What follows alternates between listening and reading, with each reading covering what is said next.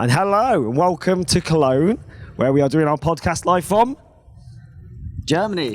I was actually looking for Gamescom, but We've already said Cologne, and that's where we are. And I was Cologne, Germany, Gamescom. Anyway, we're here live from Gamescom, and as you can see, we're not in the tavern. Where are we?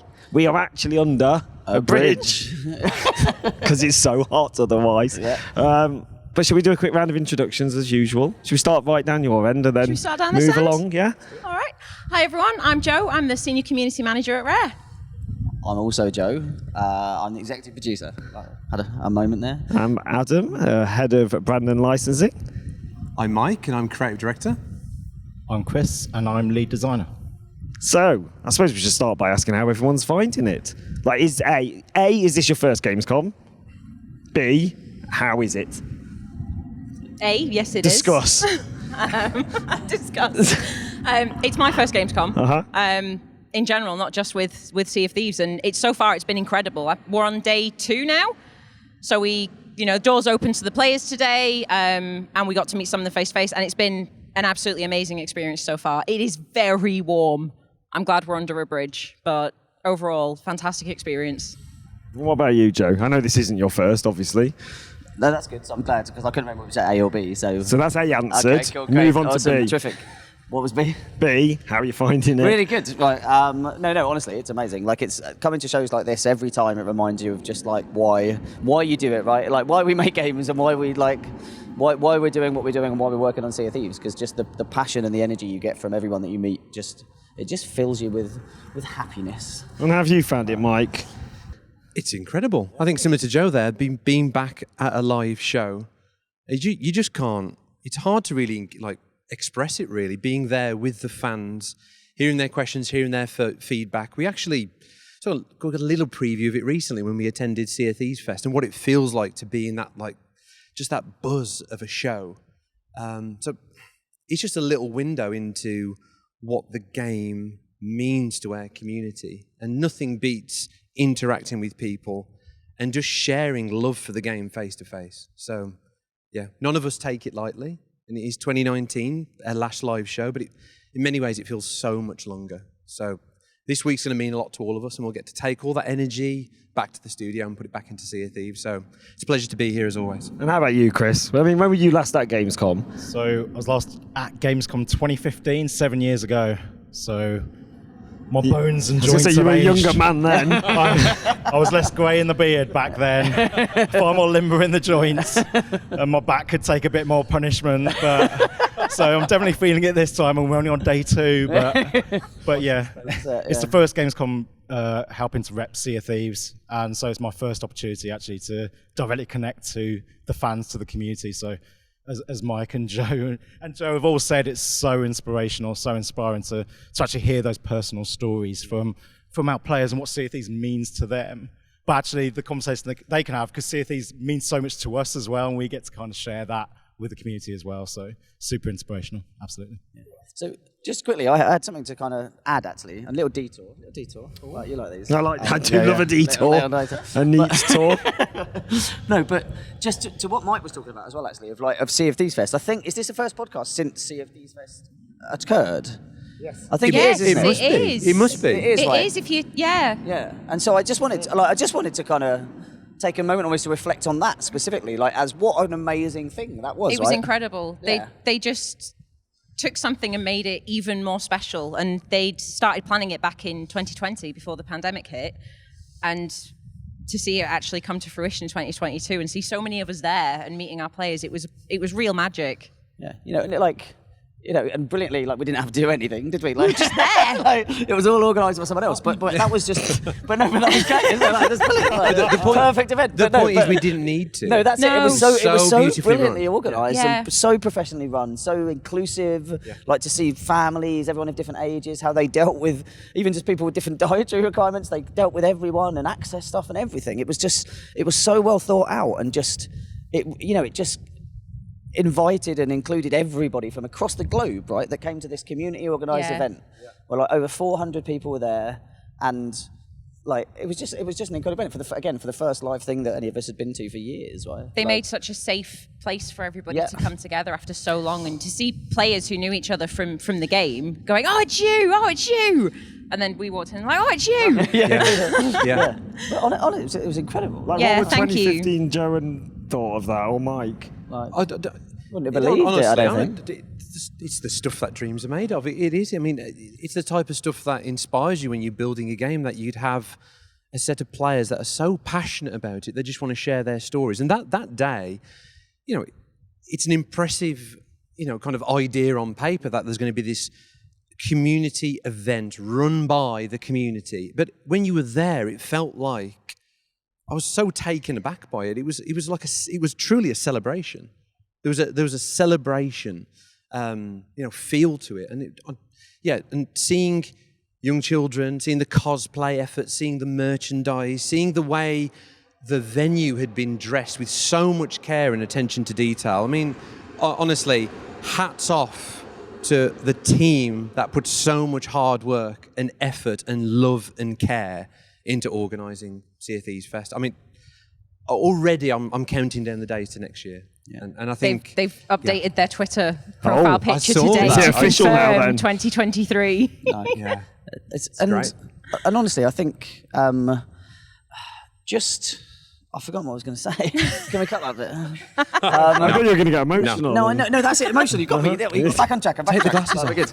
So but like, take the glasses off, show a tear. But honestly, during that Longest John's bit at the end, there were more than one of us that got emotional and kind of had a little, like I say, a little tear on, a little bit of kind of like something in your eye. I tried my best to hide it. I know. I really did. But I was the same, because you were outside chatting to people like at the start of it, Yes. weren't you? And I just felt so emotional that this was happening, that all these people were here watching the Longest John's perform, and the Longest John's had kind of started or got kind of, around Sea of Thieves, did a lot around it, and was so much this innate connection that I felt so emotional about it. I had to just go and grab Mike and be like, look, you've got to stop answering questions from people. Come and Just see for 1 this. minute. Come inside and see this and feel this, right? And it was just, like, honestly, I'd like I said, I don't think, like, thinking back to 2014, 2015 when we first started this, none of us would have believed something like that. No. Like, would have imagined that in our wildest dreams, right? No, best compliment I can give is something I said straight after Sea of Thieves Fest, which was hands down the best show we have ever attended. And I include Gamescom, E3, Gamescom. Like, the fact that was a festival from the heart, that community get together. It's the best show we've ever attended. Yeah. And Joe's absolutely right. We were there we were able to just take it all in, and it was because it was so well run, and there was so much going on for everybody that had attended. It was an absolute pleasure. So can't say enough. Like, bravo to everybody who's going to be involved and everyone who attended. Yeah. I think you touch on it there. That whole event it really showcased what Sea of Thieves is about and the passion that comes from the team. But most of all, it came from the heart of our players, and it showcased the heart of our players. And the whole thing was just such a positive experience that you just got reinvigorated for the community after 3 years of not being able to see the community. Yeah. And everyone that didn't go, like, now at the studio is like I know not all of us here went, but everyone's like, I really wish I'd gone now. Yeah. And now they're all like, everyone's looking to next year, right? It's like, make sure you get a bigger venue because we're all coming. They're going to sell all the tickets to Rare. Yeah. The pictures and the stories alone have just blown people's minds back at the studio. And obviously, you kind of absolute confidence that when they experience it for themselves, their minds are going to be blown. So I think it's wonderful to see that. Hopefully, Sea of Thieves Fest 23 is going ahead. It looks like it, but I think there'll be a bigger turnout. Yeah. Hopefully, fans and devs alike. I'll just add to that, because what you were saying about Gamescom as well, and we'll go back and take that energy to the studio. I didn't get to go to Sea of Thieves Fest, but that Monday afterwards, everyone just had such colour in their cheeks. They were so excited about it, and I think that is why we're all like, we're absolutely going next year. Like, everyone just had such a great time. You could tell how special it was to the team. Yeah. Don't know what to ask next. That's very nice. That's so nice, that bit. Isn't it? It's got FOMO now. I did. for I was not just, going. I didn't go, so I do have a bit of FOMO, but that was genuinely, this is wonderful. Surreal though that we'd not had a podcast since then. I know, Like, that was time it. flies, good, doesn't it? good call out for that. Yeah. Yeah. No. I was just like, I don't think we tweeted about it and we've chatted about it in the studio, but I don't think we've ever really We should spoken. dwell on it a bit more just to say thank you, which is... Yeah. Exactly, yeah. Like, thank you to everyone that came, that went, like, that organised it, that went there, that shared their stories, that just, like... And I think, I think as well, us being here is something we can appreciate. Like, organising an event is really difficult. Yeah.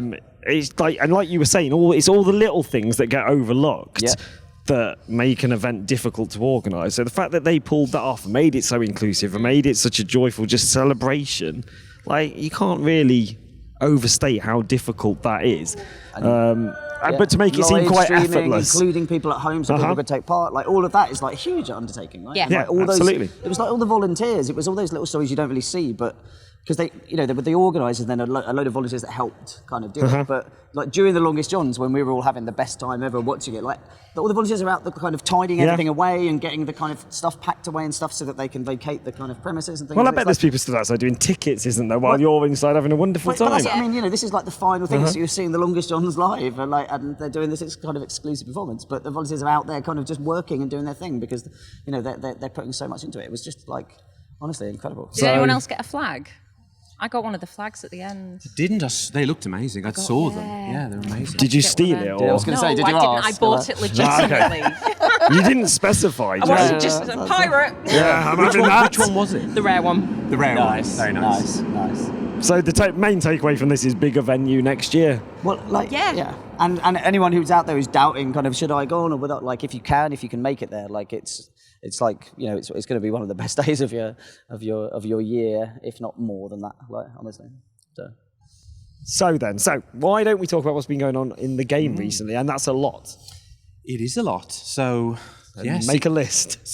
Season 7 has happened, Captains of Adventure. So, honestly, I can't say how wonderful it is to finally get captaincy out into Sea of Thieves. It's one of those updates that we've talked about off and on for many, many years since our original launch, and even before launch, the idea that you could be a pirate captain in the world. And in our minds, it's always gone beyond the simplicity and the idea of just naming your ship. It's always been about there being an extension to your fundamental pirate journey, and that journey becomes personified through your ship, and that ship becoming your home in the Sea of Thieves. Because I think it's very easy to overlook that, but up until now, the ship is just your means of traversal, and players can find little ways to make it their own, but a lot of what's special about that journey gets lost at the end of the session. And the ship it really comes down to just the cosmetic choice. But the thing that's really inspired us, and it's been wonderful to see the reception, is the fact that ships now reflect the players that sail on them. And that's why now made so much sense to add captaincy, because the game has become so broad and so rich in terms of the things you can do that uniquely appeal to you. So bringing in a system like captaincy where you can name your ship and your ship does become persistent and it has the battle scars and it kind of tells your story. The fact that there is this new progression element in the game through milestones that's complementary to what we've done in commendations, and that tracking your journey as a captain. The way we've often thought about it is, we want you to come into the game, have this wonderful maiden voyage experience, and you're starting your journey as a pirate. And maybe one of the first things you'll do is try the trading companies and find a play style that you might want to favour first. And then you've got the option to become an emissary.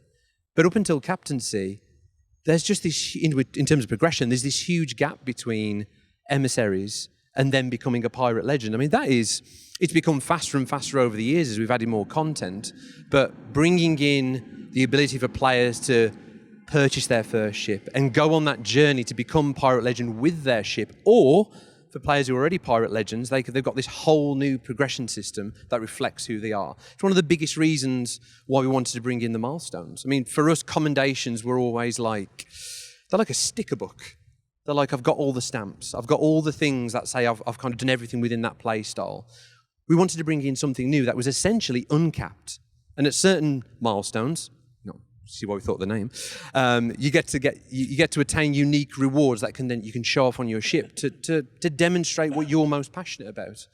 But as players get more and more into this, hopefully we'll start to see some of those bragging rights around these uncapped stats, essentially, that have this physical representation on the ship. So that, and then all the magic on top of it, like the captain's log, being able to pick up the captain's log and see what that ship was doing in the world, looking through the spyglass and having an indication about what makes that crew on the horizon tick, from the name, from the banners that represents the playstyle they've chosen, from the way the ship looks from its cosmetics, and then when you board that ship, what they've chosen from all their trinkets that represents what they're all about as a pirate. So, as you can tell, like it's an idea we've always wanted to bring to Sea of Thieves, but like it's wonderful to see it land so well and see so many players comment about how it's refreshed their Sea of Thieves experience, how the Sea of Thieves world and all the activities they've maybe not engaged with for a long time, it's been renewed.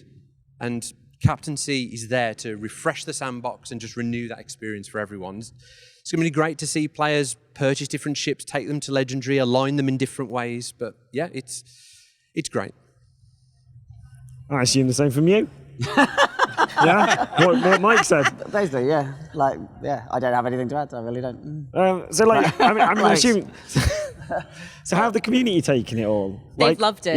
Yeah. Like it's new ways to play while touching on old content, and we've had a lot of players say they're engaging with stuff that they wouldn't have previously engaged with because they've done all their Meg commendations, they've done all their Fort of the Damned commendations, and now they're stopping for that Meg. They're going to fight that Kraken because they want to represent themselves on their ship. So it's gone down really well. I mean, they would have been happy if we'd just gone, you can name your ship. And we didn't. We gave them so much more, and the response has been really great to see. Yeah, everyone just wants a Pendragon painting as well, though. I've seen a lot of tweets about wanting a Pendragon painting as a new trinket. Yeah, apologies, everyone. We little sigh there. Penny D. Penny D. Penny D! Well, this is going to make it worse, but we deliberately didn't add that. Wow. It's not like we'd forget something like that. Like forget we Pendragon. We deliberately didn't add This doesn't make it better. That did not make it better. Hold on, let's wait for the expansion. They're rioting. Because we thought players would really want it, so we were like, So therefore we didn't put it in. Sorry, I players. gotta give them something to whinge about. Like, No, but Pendragon is such a beloved character, and I think his story in the game, you know, whether it's Seabound Soul, Heart of Fire, A Pirate's Life, he's such a beloved character, and even if he's not your favourite, he has such a part of the lore of Sea of Thieves. That painting has such a meaning, right? It's where Pendragon's soul was trapped in Seabound Soul. He is the Seabound Soul. So when we bring that in, we want to bring it in with. What was that? Is it just clicked? I hope not. Or is it flame art? There's a double meaning there with who the Seabound Soul is. It's not seabound as in he's going on an adventure. He's bound at sea. Sorry for overexplaining that. There you go. Penny dropped there. Penny D. When D dropped. When we bring that in, we'll want to bring it in a way that does justice to that character. There you go, Joe. I'm laughing at my own joke again. I know. we're all aware of that, you know. Cool. You got anything to add, Chris? Or should we just What Mike said. just move on? Oh, this is great. We should do more podcasts. What, just more outdoor podcasts? Yeah. People seeing the sun, someone pushing the spike along. It's brilliant. More of these chilling podcasts. Just chilling out. So, like, given we're here, let's talk briefly again about Gamescom. Oh, yeah. Yes. So what's been going on the booth? Like, what's been, like, your highlight, other than meeting people? Because I know that's everyone's answer. What else has been going on? The tiny little girl getting the tattoo earlier, like, did you see That was adorable. I Yeah. missed Yeah, that. really, I missed like, that. she was probably, 5 or something? Yeah, 5 or 6. Yeah, with her mum, and she got, like, a big tattoo rat. on her. Yeah, big Big rat rat on tattoo her on her arm, arm. yes. Yeah. Honestly, it was so good. Yeah, so there's just that, again, seeing someone so young and so little coming to our stand and getting a really cool kind of temporary tattoo. Oh, that was lovely. What tattoos have you got, Joe? Well, I've got loads. Like, He's got all of I them. basically just said, like, do what you want. I am your canvas. Like, paint upon me. And she just, like, gave me some really cool sleeves. I really want tattoos now. Like, And you've got quite a spectacular one. I yeah. added glitter. I got my Reaper's Bones one yesterday, and this morning found out they had glitter on as well, and I was like, do it. Cover me. Oh, it's been spruced up, has it? Yeah. Oh, yeah, they It keep can adding make you to shiny. it. Very nice. nice. No, I don't have one yet. I got this yeah, one. Very nice. Use Tipex on yours. Tipex on mine. But, you know, still looks all right, doesn't it? It looks nice. Mike, validate me, Mike. I like how Looks Chris. okay, yeah, looks okay. I like how Chris with his still remained neutral to the end Oh, yeah, with his yeah. tattoos. So I've gone save Golden Sands. Oh, And I've I also see. gone ruin Golden Sands. Neutral to the end from this man. Sat on the fence. I'm were still, neutral, I'm weren't you? still You were flanked by Joe and you. I have to stay. I have to appease Yeah, you we're both. by a big river as well. Right? So, Exactly. Thankfully, Adam is in the danger position I'm today. fine here. You're the one who's in trouble. Middle's I'm always all right. safe. I'm all right. I'm neutral. I'm neutral. Yeah, neutral. Like Keir Starmer. Just for the benefit of Microsoft's HR team, that wasn't actually a threat. If it could be construed as one, it wasn't actually a real threat. There's some disclaimer going on. Yeah, I'm just saying for the Microsoft legal team. We're not going to chuck someone in the No, river. we're not chucking him in the river. If he slips, he slips. But you know, Did you just say if he slips, he slips? Stop. You know this is going in the cut. This is going in the cut, so... I was like, I've got you're to edit wondering, this. is this real? He's like, none of Yes, this is it is editable, real. guys. Stop Did I it. wake up yet? There's no podcast now. No, it's gone. It's gone. I'll let you decide whether to keep that. It's just a manic. It's just a manic end of day Gamescom chat now. Everyone is slightly delirious. Yeah, that's true. And I've got mascara in my eyes. That's Make true. of that what you will. Yeah. Is this go? You're not recording still. Are you? Of course he is. Got mascara in my eyes. That's it. That's the It's thumbnail. supposed to be, isn't it? Right. So let's talk a little bit about Hunter's Cry then. I'm going to look at you two for this. So where are we at? What's going on? So we made, well, obviously we released Hunter's Cry, Yeah. most People recent have been adventure. loving it, haven't they? And to summarise what we're asking players to do, obviously where we're at in terms of the storytelling, the Dark Brethren had captured Merrick. Yep. We're holding him up for information in the Sea of the Damned, and the Pirate Lord needs Merrick rescued before he can spill those secrets to the Dark Brethren. So he politely asked our community to come together, work together. It's the only way to save Merrick. So he's the Valley of the Ancients, opens his portal to the Sea of the Damned, and asks all these crews to come together in our little Avengers Endgame moment of all these crews coming together to work together. Use these lighthouses You're selling it to me. to work this to set up a Say it twisted again. version of the Sea Dogs Tavern that's been Yeah. manifested from Amaranta's memories, where America's being housed. That was the dream. And? That was the dream. And that's how it played out when we all played it together. It was wonderful. It was beautiful. We had all our crews coming together. And then Indeed, yeah. Like, I like that. And throw to Mike. And to Mike. And then. that was beautiful. That was a beautiful pitch, and obviously captures the absolute heart of it. Yeah, as Chris says, like beyond just the adventure, there's this broad story that players have been following, unfolding in the Sea of Thieves, where we've got all these different pirate factions in our world, each with a different vision for the pirate's life. So we've got the Dark Brethren, as you said, with Wonder and Amaranta, and Duke. Old Duke. And the Dark Brethren, of course, were working with Davy Jones, but players defeated Davy Jones as part of a pirate's life. Now they're on their own, and they're plotting from the Sea of the Damned. And then in opposition, we've obviously got the Pirate Lord and his players, the Pirate Legends. And we've got Flame Hearts and the Servant of the Flame and the Reaper's Bone. So there's this trifecta war between these factions that's ongoing, these war between these different pirate leaders, and poor old Merrick's caught right in the centre of it. And players have seen this narrative play out, going back to our first year. You know, Merrick being that hero, introducing players to the Megalodon in Hungering Deep, then truly presenting him as that hero of the sea in the Shrouded Deep when you defeated the Shrouded Ghost. Now to where we've seen with Forsaken Hunter, and Merrick unfortunately got killed. Spoilers if you didn't play that one. And ended up in the Sea of the Damned. And now, as Chris says, players are going into the Sea of the Damned to rescue Merrick. So the backdrop to all of this, as I was saying, is this story is building and building, and Flameheart is moving forward in his plans alongside the Dark Brethren with their own plan. And yeah, this brings a touching conclusion to Merrick's part of the story. So players who've been able to play it will recognise what I mean when I say that, but there's a very heartfelt moment of the end, and players will see in a future release kind of where Merrick's going to find his place amongst the legends of the Sea of Thieves. But as Chris was talking about there, it's certainly, like many of the adventures, we're trying to, I guess, play test and evolve different styles of play for what we could use to present adventures. So we have ones that are far more narrative focused. We have, like Forsaken Hunter was a great example of that. We've got those set piece style battles like we had with the Shrouded Deep. And now it's almost taking the spirit of the Shrouded Deep, but almost building an environmental challenge around it in the Sea of the Damned for Hunter's Cry, which is live now.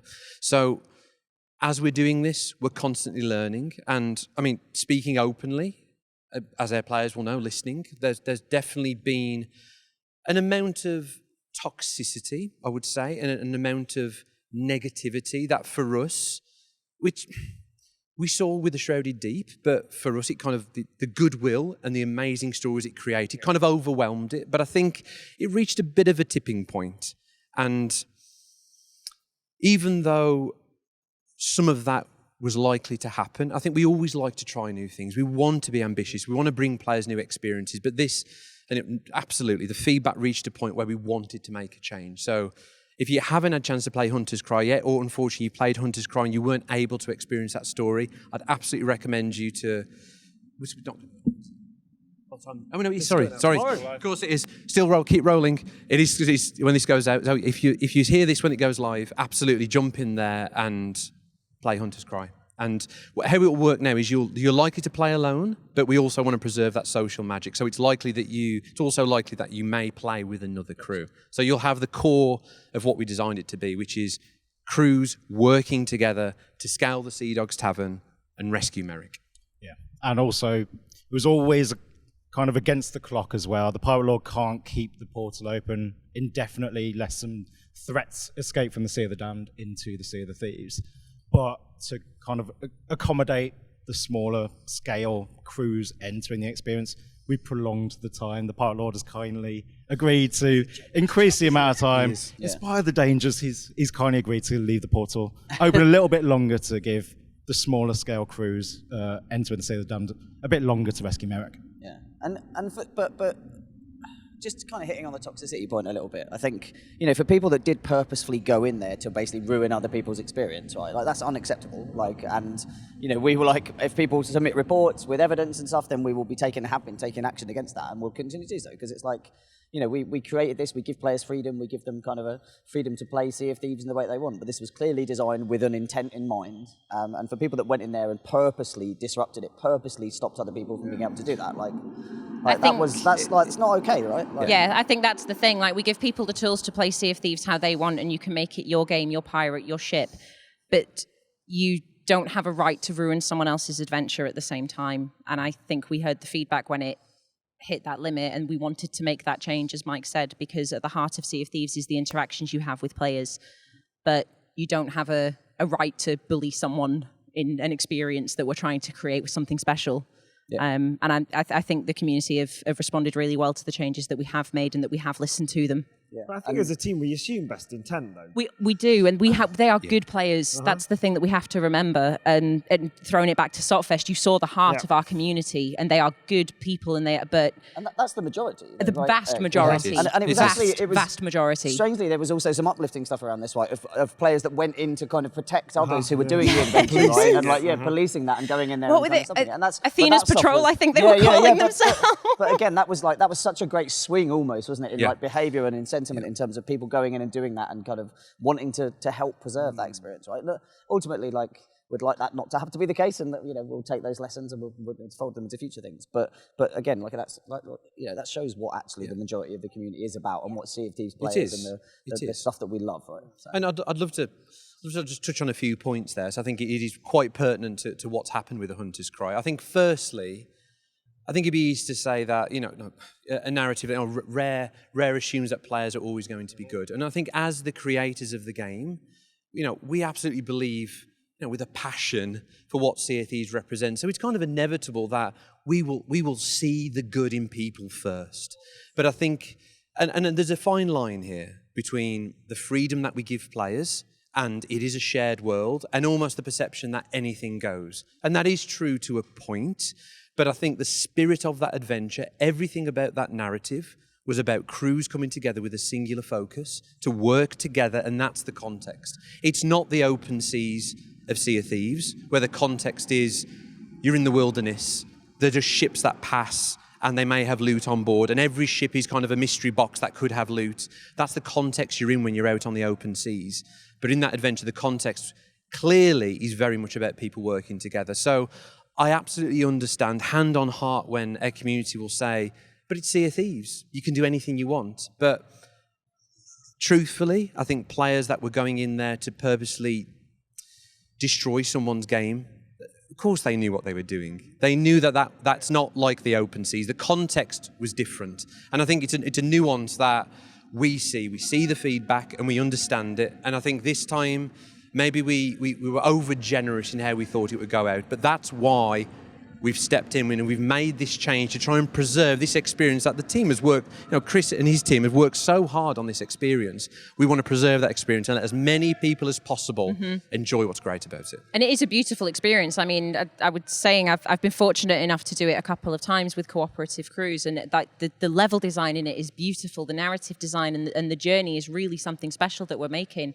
And we take from this and we learn from it and we adapt as we go forward. That's the thing. Adventures is still relatively new territory, and we hear what the players are saying, we design and we build on it. And that's exactly it. And with every adventure as well, we obviously release a new adventure every month. It's not just about telling the story episodically and pushing this narrative forward.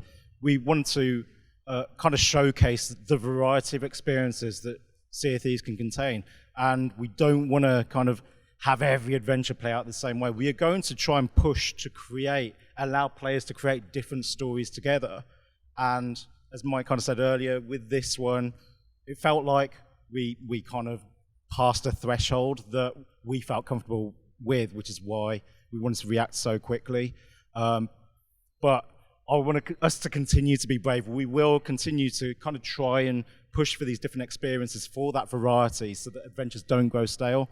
Sometimes, again, we may hit a point but we hope more often than not, we will learn more and more, and we will fold all of this thinking, all of these learnings into our future adventure designs as well. Yeah, I just hope players see the ambition there. That this is alongside seasons. Seasons are still there, refreshing the sandbox, adding new systems, new ways to play, new mechanics. Adventures are an unfolding narrative, but that doesn't mean we just want to settle in one way of doing it. And I think as we look beyond Hunter's Cry now and we look to the next adventures and where the next decision point, how that's going to be presented to players, players will see that ambition and they'll continue to see us trying new things.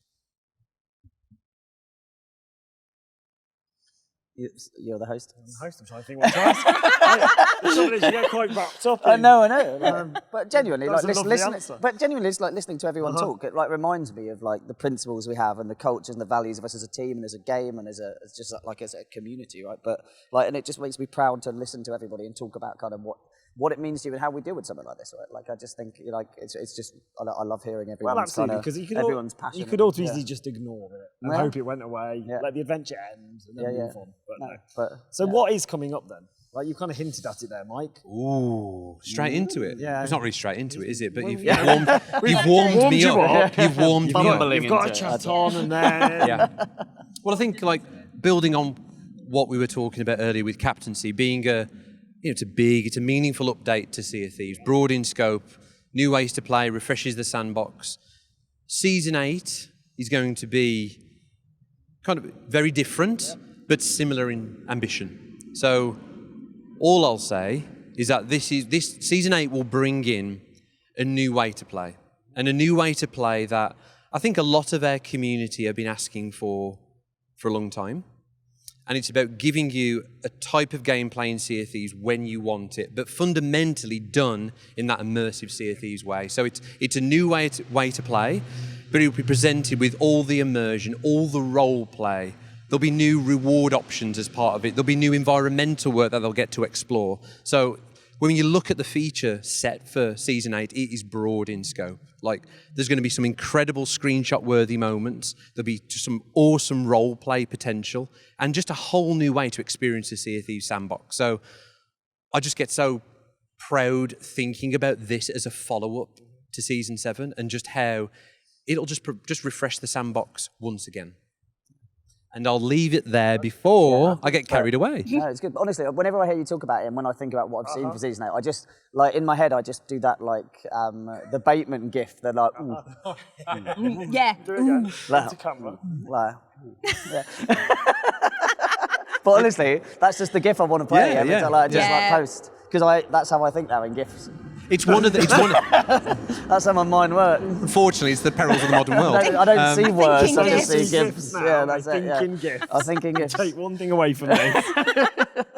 Season 8 is definitely one of those updates where and we've said this out loud. We're there reviewing kind of some latest environment work, and we're like, if only our players could have a little window into what we're creating. I think it's going to blow their mind. So It is. super excited. Exactly. Phil saw it when he came to visit, didn't he? We gave him a little tour of it and stuff. That when you were playing the imaginary piano. I wasn't Yeah. actually. Oh, I on wasn't. photo? Yeah. I don't Mike in know what I full was flow, doing. like, Yeah. I don't know why both hands were kind of raised. I wasn't playing a piano. I was taking Phil through. I guess And by Phil, do you mean Phil Spencer? Phil Spencer, yes. Phil He's in the Spencer. studio. He is probably the only Phil that you don't need to kind of. I don't know, necessarily you say never is- know. That's true. Might be another Phil. That might be true. Yeah, Other just Phil. Just our mate Phil that we Phil, brought you to know the Phil? studio. Yeah, Phil. Anyway, sorry, yes. Phil Spencer. You were showing him. That was me playing my little piano, but essentially just taking Phil through the detail beyond what I've just talked about, which is the pitch for Season 8, how it's going to change the Sea of Thieves experience, and why players will be excited about it. And obviously he clearly I was going to loved what say, he saw. out of He had interest, some- how did he react? Phil's great. Phil always has some really insightful comments, and he asks questions. Obviously he's really trying to understand how it works and fundamentally how the mechanics change the experience. So it was great. I felt reassured because he was listening. So the little piano move worked. Yeah. That's why you played him a song on your piano. Yeah. Yeah. I can't think of a funny song title. If you're looking at me for that. Well, of course I'm looking at you for that. What's what the you're next here gif? for, Joe. was it? What's the next? It's the cat gif, isn't it? What's that? What cat gif? Which one? Piano one. Piano cat. There's a cat. There's a Piano cat gif. Oh, no, he's used that one. That's a pretty famous gif, isn't it? It's very famous. Yeah. Yeah, I just use original gifs though. Like, I've got my own little repertoire. I don't use Fair ones enough. that everyone Oh, else well, yeah, uses. he doesn't like the mainstream gif. No, exactly. That's he's all for the niche stuff, is Joe. Exactly. Got to have my own GIF voice, haven't I? Like, So we did touch upon it briefly. So what about the next decision point then? Any little teases there? Well, you want to tee it up, Chris? I mean, be careful. I guess you kind of suggested where the story was heading earlier when we were talking about how we reached Adventure 6, and you were talking about, obviously, this trifecta, getting the pieces into place on the table. So we'd established, obviously, the Pirate Lord. We'd established Flameheart, who was keen to get hold of the Veil of the Ancients, so that was going to be his way in. And the pirates banded together that time and helped Merrick and Bell to prevent that from happening. They got hold of the Veil of the Ancients, so round one, ding ding, went to the Pirate Lord. That's how it happens. And we have our little moment to then kind of reacquaint everyone with the Dark Brethren. Yep. But there's going to be a point where we revisit the Pirate Lord and Flameheart and the Servant of the Flame, and how are they going to feel? They're going to feel pretty invigorated after that first round defeat. They're going to want to retaliate, and I'm probably saying a bit too much. I love it. Keep already. going. And I'm I love liking it. the analogy love as it, well. Yeah, it's good. Yeah, it's good. But obviously we also saw how much the community rallied around our last kind of decision point. And obviously, is it fair to say there's still more for us to kind of reveal about where that led? Because obviously, in the short term, you could argue it kind of maintained the status quo to some extent, where the traders at Golden Sands moved back in. Obviously, you could then start a session back at Golden Sands. You can hand your treasures in, end your voyages. But they're not going to leave it at that. Nothing says that Golden Sands might not fall again in future. So how might they? Oh, I've gone too far. No, you haven't. You haven't. You know Into what? the river. I've gone too far. Go on. But you wouldn't rest on your laurels, would you? If someone kind of rained in your parade, kind of invaded your territory, what would you do? Ding ding. That's what I Ding do. ding, round ding. two. You change your locks. You'd instill a burglar alarm. Like, you wouldn't just leave your casa to This is a wide roaming. I don't know. loving it. It's like- Still rubbish and not giving some to try talking riddles to try and at least great. drag it It's out. really It's good. good. Keep All going. We'll see what Like just a minute. we'll see what Falco can make of this and piece together into some video. I think we can throw a bit more Sea of Thieves in there. I think. What are you going to say, Joe? No, nothing. It's fine. Like, nothing useful. Nothing useful. We can throw a bit more Sea of Thieves now. I will say that when you go to the trading companies where you kind of spawn in, you're in the tavern, we call them outposts for a reason. That use of that word is very deliberate. And we've often said, you haven't missed the golden age of Sea of Thieves. You didn't miss the best bits. They are outposts. They are these fledgling little spots of civilization in this pirate world where anything can happen. So the chance to have Golden Sands go through a transformation both ways, whether if it wasn't saved, it would have gone through a different transformation. Now it has been saved. Golden Sands fundamentally will change as a location that hopefully people will love. And the other thing to add is that the storyline and the next decision point, it's actually tightly linked to Season 8. I think the players will see this happening more and more, where the seasonal narrative, as we're kind of building up steam now, momentum, you'll see that seasonal narrative even more closely tied to what we're doing in Adventures. Players have seen a little bit of this with the Vale of the Ancients, with how Vale of the Ancients was a focus of the Pirate Legend Voyage, and then it became part of the adventure story. But we're going even deeper for Season 8 and that set of adventures leading to the decision point. So lots to look forward to. And you cannot answer this, obviously, but in terms of the decision point, will it be as binary as the last one? It will, and that's deliberate. Do you want to jump in there? I think that's how you capture the community to a large degree. You kind of get that tribalism. You give that kind of clear daddy or chips moment. Like, you're going to feel strongly about one, you're going to feel strongly about the other. And I think that's how you get something particularly spicy for the community to kind of fight over, to champion, to really get behind, to stake their flag in the ground for the side they truly believe in. So that's the power of something. I mean, a binary, I guess, simplifies it to some degree.